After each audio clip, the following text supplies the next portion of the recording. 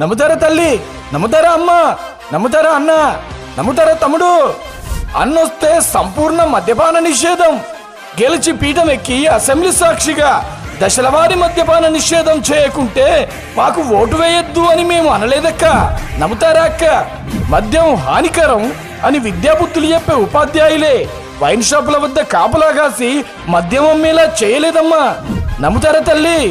ఈ 5 ఏళ్లలో 94,240 కోట్ల మద్యం విక్రయాలు, అది చాలక మద్యం ఆదాయాన్ని ఏపీఎస్డిసి ఆదాయంగా చూపి 25,000 కోట్ల అప్పు, మరో 25,000 కోట్లు బెవరేజెస్ కార్పొరేషన్ ద్వారా అప్పు, మొత్తం 50,000 కోట్ల అప్పు రాష్ట్రం మీద మీ బిడ్డ వేయలేదమ్మా. నమ్ముతారా తల్లి? దేశమంతా క్యాష్లెస్ అవుతుంటే మన రాష్ట్రంలో వైన్ షాప్ల వద్ద క్యాష్ మాత్రమే తీసుకుంటాం. దేనికో తెలుసా తమ్ముడు?